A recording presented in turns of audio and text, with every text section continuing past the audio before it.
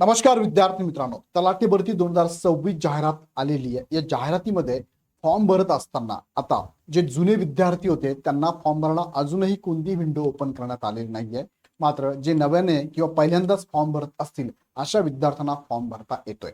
पण तलाठी भरतीचा किंवा ग्रुप सी चा फॉर्म भरत असताना एमपीएससीचं प्रोफाईल बनवणं पण गरजेचं आहे. सो यावरती पाठीमागे मी व्हिडिओ घेतलेला, तो व्हिडिओ बघून घ्या. त्यामधील माहिती प्रॉपर व्यवस्थित भरा. प्रोफाईल जर तुम्ही चुकीची माहिती भरली तर तुम्हाला इथे अप्लाय करता येत नाही. सो प्रोफाईल मध्ये भरलेली माहिती एकदा व्यवस्थित चेक करून घ्या, तो व्हिडिओ पण बघून घ्या. आता आपण बघूया की प्रोफाईल मध्ये एक महत्वाची माहिती भरायची असते, ती म्हणजे नॉन क्रिमिलियर एनसीएल म्हणतो आपण त्याला. हे नॉन क्रिमिलियर कुणाला आणि कधीच हवं, असल्यास याचा फायदा काय होतो, नसेल तर काय होणार आहे, फॉर्म भरता येणार नाही का नसेल तर, त्यानंतर चुकीची माहिती भरल्यास काय होऊ शकतं, ह्या सगळ्या गोष्टींची डिटेल माहिती या व्हिडिओच्या माध्यमातून मी तुम्हाला देतोय. हा व्हिडिओ शेवटपर्यंत बघा, शांतपणे बघा, तुम्हाला कोणताही प्रश्न पडणार नाही याची खात्री मी तुम्हाला देतो. ओके, शेवटपर्यंत बघा, वन बाय वन बघा. पण तत्पूर्वी तुम्हाला सांगू इच्छितो की इग्नाइट अकॅडमी कडनं तुम्हाला एमपीएससी गट क तलाठी भरतीची बॅच आपण अनाऊन्स केली आहे. 2,999 रुपयामध्ये आहे. व्हॅलिडिटी नाही याला. आम्ही आता सगळ्याच विद्यार्थ्यांसाठी ही बॅच फक्त आणि फक्त 50% ऑफ मध्ये म्हणजे 2,999 रुपयात ठेवलेली आहे.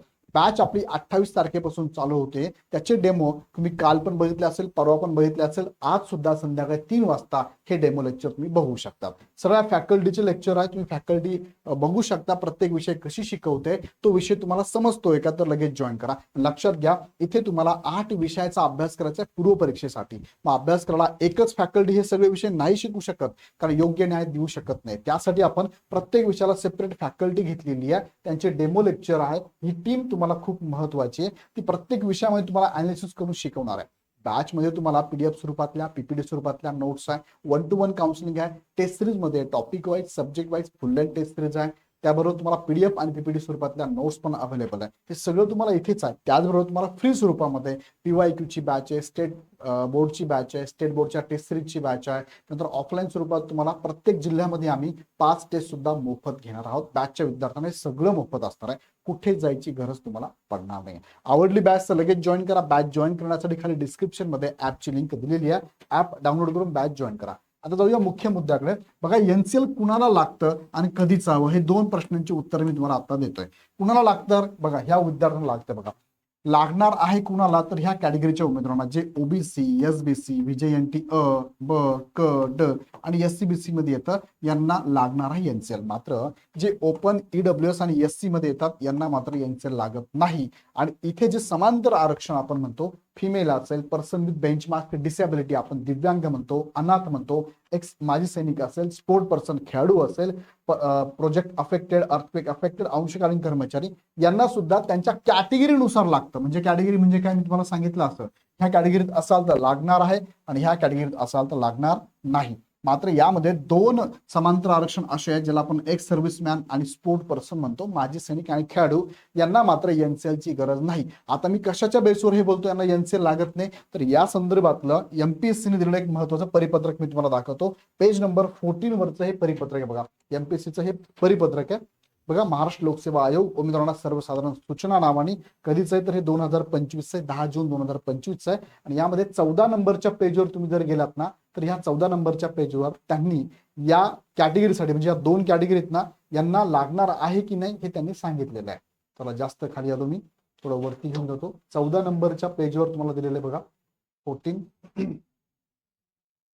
ओके, हा, आता इथे बघूया आपण की ह्या विद्यार्थ्यांना लागतं की नाही. बघा, हा चार्ट आहे, हा चार्ट तुम्ही बघू शकता 14 नंबरचा. हा बघा, हा काय सांगितलं यांनी यामध्ये, उभे आरक्षण, सामाजिकदृष्ट्या मागास प्रवर्ग, अतिदृष्ट्या दुर्बल घटकांसाठीचे आरक्षण. बघा, यामध्ये सांगितलं जसं की एससी कॅटेगरी आहे, आवश्यक प्रमाणपत्र यांना काय लागतंय, जात प्रमाणपत्र आणि वैधता असल्यास, नसले तरी काही प्रॉब्लेम नाही. बरोबर. आता यामध्ये माजी सैनिकांबद्दल बोलतो. बघा, एससी ला लागत नाही, एसटी ला पण लागत नाही. आता एनटी अ चे जे उमेदवार आहे आणि यामध्ये जर माजी सैनिक असेल, बघा इथे वैध नॉन क्रिमिनल लागतंय, पण अपवाद कोण आहे, माजी सैनिक आणि प्रावीण्यप्राप्त खेळाडू यांना जरी नसेल तरी चालतं. तुम्ही अजून थोडं खाली गेलात, एनटी ब ला पण बघा सेम आहे, एनटी ब ला पण सेम अपवाद माजी सैनिक आहे, एनटी क ला पण अपवाद माजी सैनिक प्रावीण्यप्राप्त खेळाडू, ड ला पण सेम आहे. विशेष मागास प्रवर्ग ओबीसी ला सुद्धा सेम लागू आहे. त्यानंतर खाली इतर मागास प्रवर्ग म्हणजेच ओबीसीला ते एसबीसी होतं, हे ओबीसी त्यांना पण आहे. आणि ईडब्ल्यूएस तुम्ही जर बघितलं तर ईडब्ल्यूएस ला असंही लागत नाहीच. ओके, सो हे विथ प्रूफ तुम्हाला मी सांगतोय, हे पत्रक आहे एमपीएससीचं. सो ह्या 2 कॅटेगरीच्या उमेदवारांना म्हणजे माजी सैनिक आणि खेळाडूंना एनसीएलची गरज नाही. ओके, इथपर्यंत क्लिअर झालं. हा, कुणाला लागतं कुणाला लागणार नाही ते पण मी तुम्हाला सांगून टाकलेलं आहे. ओके, आता पुढे बघूया आपण सवलत. ग्रुप सी ऍड मध्ये काय सांगितलंय तर एनसीएल बाबत त्यांनी सवलत दिलेली आहे. काय सवलत दिलेली आहे त्यांनी सांगितले बघा, तुम्हाला एनसीएल कोणतं लागेल 2026-27. आता एनसीएल काढत असताना तुमचं जे एनसीएल असेल त्यामध्ये 2026 आणि 27 हे इकॉनॉमिकल इयर असलं पाहिजे, ही त्यांची अट आहे. म्हणजे एनसीएल काढताना तुम्ही एनसीएल 1 इयरचं पण काढता, 2 इयरचं काढता, 3 इयरचं पण काढता. उदाहरणार्थ एखाद्या उमेदवाराने एप्रिल 2025 ला एनसीएल काढलं होतं, 3 वर्ष व्हॅलिड आहे. आणि या 3 वर्ष म्हणजे कधीपर्यंत तर साधारणतः इथे 26 हे पहिलं वर्ष, 27 दुसरं आणि 28 तिसरं वर्ष आहे. असं 3 वर्ष व्हॅलिड आहे. 1 वर्ष, 2 वर्ष, 3 वर्ष. यामध्ये 26-27 हे इयर येतं ना, म्हणजे हे चालणार आहे. बरोबर, हे चालणार आहे. येतं लक्षात. म्हणजे याचा अर्थ असा नाही की ह्या वर्षीच काढा, असं होत नाही. तुम्ही जे एनसीएल काढला असेल त्यामध्ये 26-27 हे इकॉनॉमिकली येतं ना, डोंट वरी, काही प्रॉब्लेम नाही, लक्षात घ्या. ओके, आता त्यांनी काय सांगितलं बघा, हे वर्ष पाहिजे. दुसरं काय सांगितलंय, संयुक्त पूर्व परीक्षेच्या दिनांकापूर्वीचे म्हणजेच 27 सप्टेंबर पर्यंतचे पाहिजे. आता ही डेट तर बदलली आहे. बरेच जण म्हणतात ही डेट काय झाली आहे, 25 ऑक्टोबर झालेली आहे. बरोबर आहे, पण जी डेट बदलून आलेलं परिपत्रक तुम्ही जर बघितलं असेल तर ह्या परिपत्रकामध्ये फक्त डेट बदलली आहे, मात्र त्यांनी त्यात सांगितलेलं आहे बाकीचे सगळे नियम ऍज इट इज लागू आहे. म्हणजेच तुम्हाला एनसीएल काढायला त्यांनी डेट दिली आहे 27 सप्टेंबर पर्यंत. आहे डेट व्यवस्थित काढू शकता, काही प्रॉब्लेम नाहीये. म्हणजे एनसीएल ला तुम्हाला जर आता नसेल तुमच्याकडे, जे एनसीएल तुमच्याकडे आहे ते जुनं आहे, त्यामध्ये सर हे वर्ष नाही आहे, तिथं एक्सपायर झालेलं आहे आमच्याकडे सर, ते चालेल का, त्या आधारे माहिती भरू का, नाही, त्या आधारे भरूच नका माहिती. तुम्हाला नवीन काढावं लागणार आहे आणि काढण्यासाठी त्यांनी वेळ दिलेला आहे. सो तुम्ही इथे फॉर्म भरताना एनसीएल ला यस करून फॉर्म भरला तरी चालणार आहे. पुढे दाखवतो मी. आणि यस करून तुम्ही भरत असाल तर तुमची जबाबदारी आहे 27 पर्यंत निघालच पाहिजे एनसीएल, नाहीतर भविष्यामध्ये अडचण पण येऊ शकते. सो आत्ताच एकदा कन्फर्म करून घ्या. तुमचं जे एनसीएल काढण्यासाठी जे डॉक्युमेंट लागतात, सेतूमध्ये जा, कोणकोणते डॉक्युमेंट लागतात ते बघा. ते डॉक्युमेंट एकदा बघा की त्यात महत्वाचं डॉक्युमेंट काय की तुमचं फॅमिलीचं उत्पन्न 8 लाख किंवा 8 लाखाच्या आत जर असेल तर नक्कीच तुम्हाला एनसीएल मिळेल. पण ते जर उत्पन्नाचा दाखला तुम्हाला 8 लाखाच्या आत मिळत नसेल तर एनसीएल काढता येणार नाही. मग आताच फॉर्म भरताना योग्य तो निर्णय घ्या. सो हे करून घ्यावं लागेल तुम्हाला. ओके, ज्यांच्याकडे नसेल त्यांच्या बाबतीत, ज्यांच्याकडे आहेच ऑलरेडी त्यांनी यस करायचा आणि फॉर्म भरायचा. त्यांनी ही डेट दिलेली आहे बघा. त्यांनी सांगितलं एनसीएल बाबत यस अथवा नो असा दावा करणे आवश्यक राहील. ओके, आता पुढे बघा मी काय सांगतोय. एनसीएल ची व्हॅलिडिटी किती असते, तुम्ही एनसीएल जर काढलं तर त्याची व्हॅलिडिटी किती असते, जसं की इथे एनसीएल दिसते तुम्हाला, कास्ट सर्टिफिकेट विथ एनसीएल आहे. कधी कधी एनसीएल सेपरेट पण असतं. त्या एनसीएलच्या लास्ट पॅराग्राफ मध्ये त्याची व्हॅलिडिटी असते. जसं की याची व्हॅलिडिटी किती दिली ते 31 मार्च 2025 आहे. जनरली ती 31 मार्चच असते, इथे वर्ष बदलतं फक्त. सो एकदा चेक करून घ्या. हे जर 26 असेल, 27 असेल, 28 असेल तर हे चालणार आहे. 26, 27, 28, 26 नाही, 27, 28 ही जे आहे ना, इथे 27 वाला चालेल, इथे 28 वाला चालेल, 25 चालणार नाही, 24 पाठीमागे चालणारच नाही. तो ते व्हॅलिडिटी चेक करून घ्या. कुणाचं कदाचित आता काढलं तर 29 पण होऊ शकतं. यस चालेल, ते येतं लक्षात. हा, हे असेल तर तुमचं हे व्हॅलिड असतं. अदरवाईज व्हॅलिडिटी ही 1 वर्षाची असते, 2 वर्षाची, 3 वर्ष असते. तुम्ही चेक करा तुम्ही किती वर्षाच्या उत्पन्नाच्या आधारे ते काढलेलं आहे. उत्पन्नाच्या आधारे काढता येतं, बरोबर की नाही. हा, उत्पन्न कोणाचा पकडायचं, घरातला जो प्रमुख व्यक्ती आहे ना त्या प्रमुख व्यक्तीच्या नावाने उत्पन्नाचा दाखला येतो आणि मग तुमच्या नावाने काय एनसीएल तुम्ही काढू शकता. या संदर्भात तुम्ही सेतू कार्यालयाला व्हिजिट द्या किंवा संबंधित जे एनसीएल काढणारे ऑफिसेस गव्हर्नमेंटच्या त्यांना व्हिजिट करा. तुम्हाला डॉक्युमेंटची लिस्ट देतील, ते डॉक्युमेंट जमा करून एकदा कन्फर्म करा की तुम्हाला हे मिळणार आहे का. मग मिळणार असेल तर तुम्ही यस करून फॉर्म भरू शकता. मग तुम्ही 27च्या आत कधी एनसीएल काढलं तरी चालणार आहे. आता एनसीएलचा नंबर कोणता टाकावा, जनरली बघा हे एक एनसीएल आहे. एनसीएलचा नंबर टाकताना आपण कोणता टाकतो, हा बघा इथे आउटवर्ड नंबर आहे बघा, आउटवर्ड नंबर, तो नंबर जनरली आपण टाकतो. पण असं नाही की हाच टाकावा. कदाचित काही फॉर्म भरून टाकला असेल ते म्हणजे सर आम्ही आउटवर्ड टाकलंच नाही, मग आमचा फॉर्म कॅन्सल करू का, परत भरू का, नाही.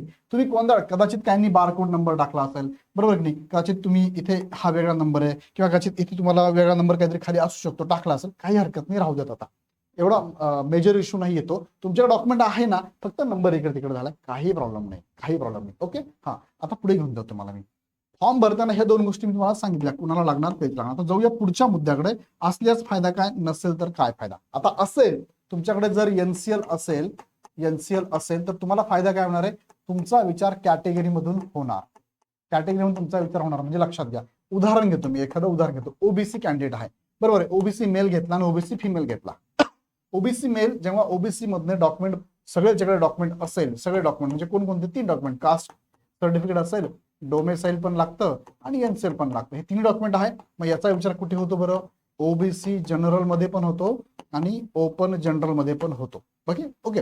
आता एक समांतर आरक्षण घेतलं मी, फिमेल सपोज. फिमेलचा विचार 4 ठिकाणी होतो. फिमेलचा विचार कुठे होतो? ओपन फिमेल मध्ये पण होतो, ओपन जनरल मध्ये पण होतो, कॅटेगरी जनरल मध्ये पण होतो आणि कॅटेगरी फिमेल मध्ये पण होतो. सिक्वेन्स नाही सांगत मी, तुम्हाला सांगतो फक्त कुठे होतोय. 4 ठिकाणी. पण जर यांच्याकडे एनसीएल नसेल तर एनसीएल नसेल तर काय होतंय? यांना डायरेक्ट मेसेज येतो की तुमचा विचार फक्त ओपन मध्ये होईल ह्या जागेसाठी. म्हणजे तुम्ही जे कॅटेगरीचा विचार करताय ना, कॅटेगरीचा विचार करताना इथे तुमचा विचार मात्र होणार नाही. इथे सुद्धा कॅटेगरी जे आहे ना, कॅटेगरीसाठी विचार होणार नाही. मग तुम्हाला फक्त ओपनचे जनरलच्या जागा मिळतील. इथे सुद्धा ओपन फिमेल, ओपन जनरलच्या जागा मिळतील. इथे मिळणार नाही, लक्षात घ्या. म्हणजे एनसीएल असल्याचा फायदा काय की तुम्हाला कॅटेगरीच्या जागा पण मिळतात, ओपनच्या पण मिळतात. एनसीएल नसेल तर तुम्हाला फक्त ओपनच्या जागा मिळतात, हे लक्षात घ्या. तेही तुम्ही ओपन मध्ये एज मध्ये बसत असाल तरच होईल बरं का, हे पण लक्षात घ्या. 38+ असाल आणि फायदा घेत असाल तुम्ही कॅटेगरीचा तर तुमच्याकडे डॉक्युमेंट लागेलच, अन्यथा इकडे जाल तुम्ही. ओके. हे दोघांची उत्तर तुम्हाला फॉर्म भरताना पण सांगतो बघा.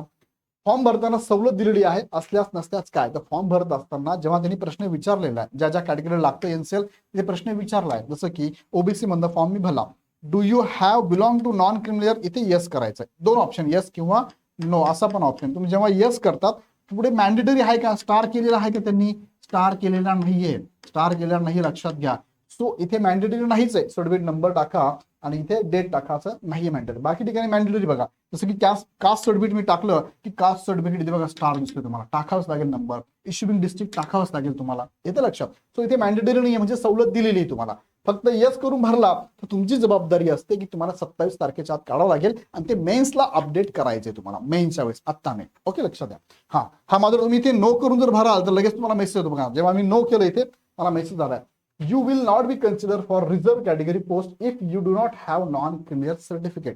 नो केलं की तुमचा विचार कॅटेगरीमध्ये होणार नाही, असं डायरेक्टली पॉपअप येऊन जातो. आता लक्षात तुम्हाला मी काय म्हणतोय, असेल तर काय, नसेल तर काय होतंय. आता पुढे हे 4 जणांची उत्तर मी तुम्हाला दिलेली बघा, 4 जणांची उत्तर दिली. आता पुढे फॉर्म भरता येणार नाही का, तर भरता येतो ना. येस, भरता येतो म्हणतो मी तुम्हाला. येतोय भरता म्हणजे काय, तुम्ही येस करून पण भरू शकता, नो करून पण भरू शकता. येस करून तुम्हाला फायदा जास्त होणार आहे, नो करून फायदा थोडा कमी होणार आहे असं म्हणेल तुम्हाला. म्हणजे इथे फक्त ओपनचा विचार होईल, इथे कॅटेगरी प्लस ओपन दोन्ही ठिकाणी विचार होईल. पण एनसीएल नसलच निघत तर मग शेवटी काय पर्याय नाही, तुम्हाला नो करून ओपन मधनं फॉर्म भरावा लागेल. पण आता येस करून बघू नंतर सर नाही जबाबदारीने काढावं लागेल. ते जर निघालं नाही तर भविष्यात अडचण येईल. काय अडचण याच्यावर तुम्ही पाठीमागे बोललेलो आहे, त्याचं लक्षात. त्याच्यावर होतं सेपरेट मी डिटेल, तो थोडा लेंदी विषय, तो डिटेलमध्ये नंतर घेईन तुम्हाला. ओके, कुणाला हवा असेल तर मला सांगा, सर मी येस केलं आता, म्हणजे मी काय इथे येस केलं, भविष्यात माझं सर्टिफिकेट एनसीएल निघालेच नाही तर काय होईल. याचं उत्तर तुम्हाला जर हवं असेल मला कमेंटमध्ये टाका, एनसीएल डिटेल म्हणून, एनसीएल डिटेल्स किंवा एनसीएल नो म्हणून टाका. एनसीएल नो याचा मी रिप्लाय तुम्हाला पुढच्या व्हिडिओमध्ये सांगतो. असेल तर, गरज नसेल तर, तुम्हाला माहिती असेल तर मी घेणार नाही व्हिडिओ. चुकीची माहिती भरल्यास काय होईल बघा, मी तुम्हाला तेच सांगतो. आता ही चुकीची माहिती म्हणजे काय, तुम्ही येस केलं, इथे येस केलं आणि भविष्यात ते निघालंच नाही तर सर मग मला मेन्स देता येईल का, भविष्यात काय अडचण होऊ शकते याच्या बाबतीत मला ते सांगा, तर त्याच्यावर सेपरेट व्हिडिओ मी घेतो. सो प्रयत्न सगळ्यांनीच करा, चुकीची माहिती भरू नका. मिळत असेल, निघत असेल तरच येस करा, अदरवाईज काहीच करू नका. ओके, आता पुढचा काही व्हिडिओ माझा असेल, काही महिलांचे प्रश्न आहेत, त्यामुळे तो हा व्हिडिओ सेपरेट मी घेतो.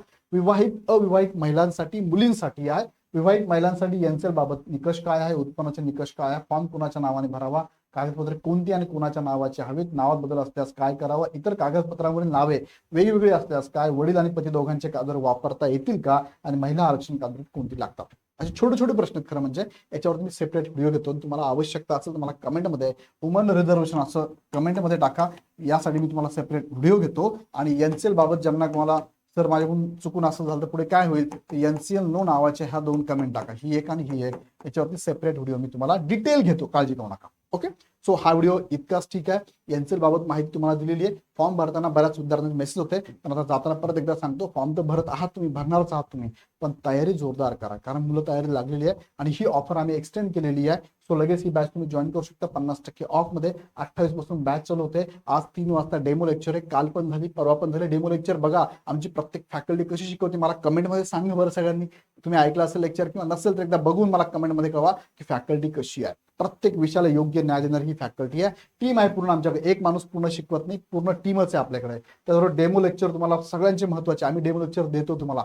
3 डेमो लेक्चर देते प्रत्येक विषयाचे. बघा, शनिवारी झालं, रविवार झाला, आज पण आहे, उद्या पण आहे. असे कुठे तुम्हाला भेटताय का? नसेल भेटताना विचारा पहिले, आम्हाला डेमो द्या प्रत्येक विषय सेपरेट, मग आम्ही विचार करू. कारण शेवटी तुम्ही वेळ आणि पैसा देणार आहात आणि जर रिझल्ट ओरिएंटेड काम होत नसेल तर काय ते करून काही उपयोगच नाही. सो लक्षात घ्या, इथे हे सगळं आणि कुठे जायची गरज, सगळं तुम्हाला आम्ही इथे देत आहोत. प्रिंटेबल नोट्स पण देतोय, तुम्ही वाचू पण शकता घरी बसून किंवा प्रिंट डाउनलोड करून शेअर करून प्रिंट पण काढू शकता. अधिक माहितीसाठी तुम्ही आमच्या नंबरला कॉल करू शकता किंवा डायरेक्टली ऍप डाउनलोड करून हवी ती बॅच लगेच जॉईन करू शकता. व्हिडिओ आवडला तर लाईक करा, तुमच्या मित्रांना ग्रुपमध्ये नक्की शेअर करा आणि पुढे अजून बरेच अपडेट मी घेणार आहे, त्यासाठी चॅनल सबस्क्राईब करून बेल आयकॉन क्लिक करा. पुन्हा व्हिडिओ आपण नेक्स्ट व्हिडिओमध्ये. धन्यवाद.